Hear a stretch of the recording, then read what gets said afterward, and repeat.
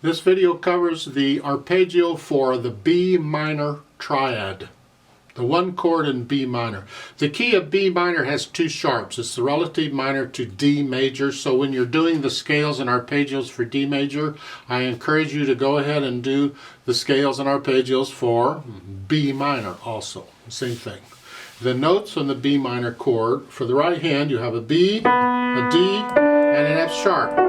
And we're using that fingering right there, 2 and 3. The left hand, it's here, fourth finger, and here. That finger. So it's the same pattern we've been using for all the other stuff.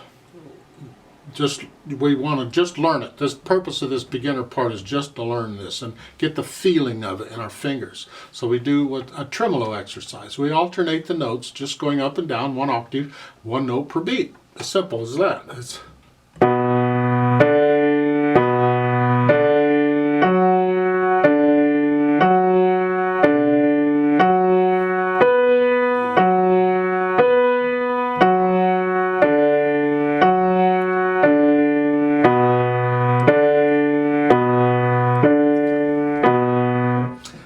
Then go ahead and do the arpeggio, one octave, one note per beat. Accent every note and drop the wrists. Keep a loose wrist.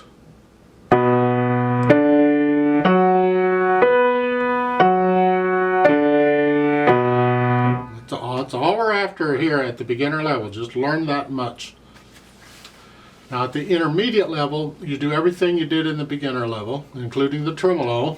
But we're going to go up to 2 octaves. And on the tremolo exercise, we're going to go 2 notes per beat. Now on the fingering for it, because we're using little finger as our turnaround finger, well, the thumb plays that key. So when you go up an octave, your thumb got to do that. You got to cross under. Just relax, stay relaxed. If you're starting to get tense, shake it out. Just relax. There should be no pain in this. Just here.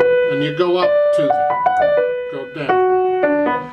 In the left hand, the fourth finger plays the D, so from a fourth finger. That's what we're after. In the tremolo exercise then is going to be 2 notes per beat, and we go up to 2 octaves on that. Accent on the beat, drop the wrist on the accent.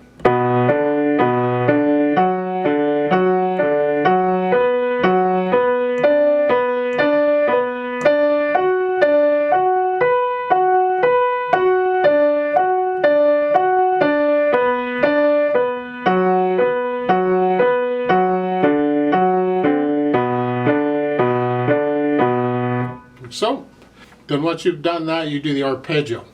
1 octave, 1 note per beat, and then 2 octaves, 2 notes per beat. So it's here, 1 octave, 1 note per beat, and then 2 octaves, 2 notes per beat.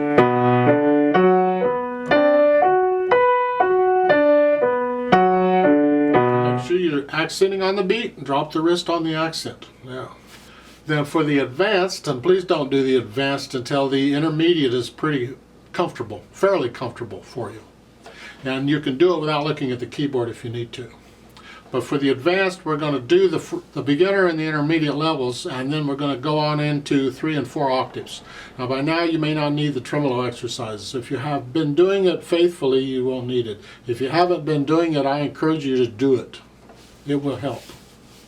But it's simply that you start, well, when you go 4 octaves here, you got to go down an octave here. So start down here. So it's 1 octave, 1 note per beat, accent and drop the wrist, then 2 octaves, 2 notes per beat, then 3 octaves, 3 notes, then 4 octaves, 4 notes. And you do the contrary and parallel pattern and the whole bit like we've been doing forever. Yeah. And again, keep the metronome down to about 50. Keep it really slow. It's important to do this exercise slowly. Then do the inversions. Well, we're going to keep the same fingering, so we're here. So the first inversion is 4 and 2, and you're just going to start. It's the same pattern, 1, 2, 3, and 4 octaves. 1, 2, 3, and 4 notes per beat. And When you get to the 4 notes per beat, 4 octaves, you're going to do the parallel and contrary, the whole pattern. And then second version, same thing. You're starting here and here. Index and middles, and it's 1, 2, 3, and 4 octaves. It's the same pattern here too.